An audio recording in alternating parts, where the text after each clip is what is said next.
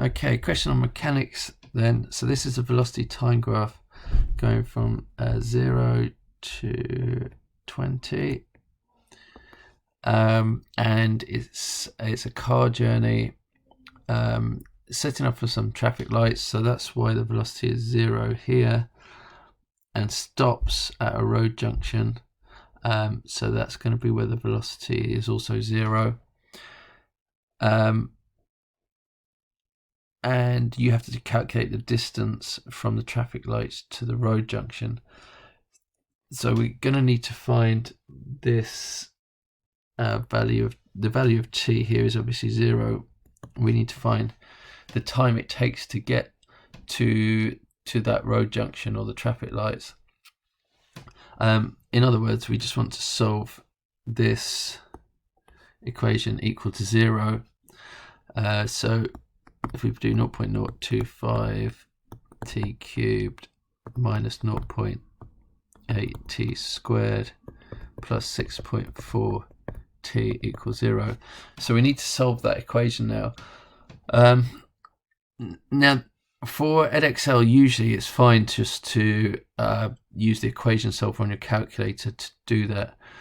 So if you go to a cubic equation, and that's A, that's B, that's C, and D would be 0 because there's no constant, and solve that, you should get t equals 0 or 16.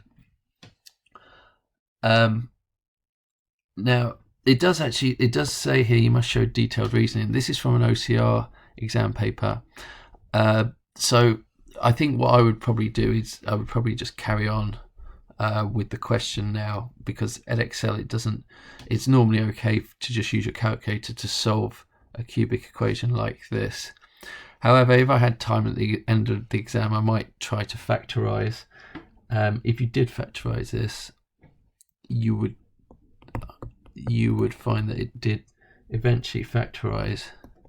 You could take out 0.25 t from everything, and you get a quadratic that would, again, the quadratic would factorize to give you this, and so that's where the t equals 0 and the t equals 16 comes from. But as I say, I think you can probably, for Edexcel, it's okay to leave that step out unless it specifically tells you to factorize. So we know now that this value over here is 16. So we could just write that in now. So this value here is 16. And I've already written up here, but if we want to go from the velocity, so this is the velocity equation here. If we want to go from velocity to the displacement, because we want to find the distance. So if we want to go from velocity to displacement, we're going to need to integrate to do that. So let's integrate between 0 and 16 of our equation, which is 0.025 t cubed minus 0.8 t squared plus 6.4 t. So we're going to integrate all of this with respect to t. So if we do that now you can just type this into a calculator, but I think it's really important that even for Edexcel, you need to integrate properly. You need to write down what you get once you've integrated. Okay, especially since there's 6 marks for this question.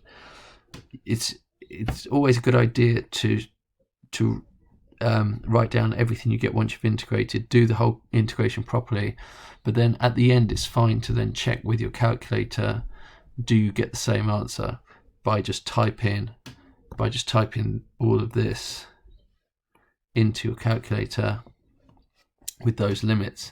So let's do the integration properly, see what we get. When you integrate, you should get 0.00 625t to the power of 4 minus, you're going to need to do that 0.8 divided by 3, and then this would be 3.2t squared. Your limits are still 16 and 0. So I'm going to have to move over to here now. So if you write down what you get when you put in your limits. So again, because it says show detailed reasoning here, I would write this down to 6.25, 0.00625 times 16 to the power of 4 minus 0.8 over 3, 16 cubed, and then we want to do plus 3.2 times by 16 squared, and we want to do all of that minus 0, because when we put 0 into here, we'll get 0 out. So if you type all that into your calculator, you should get 137 to 3 significant figures. But as I said earlier, might be a good idea just to check you get the same answer by just typing that into your calculator. And hopefully you'll get 137 to 3 significant figures.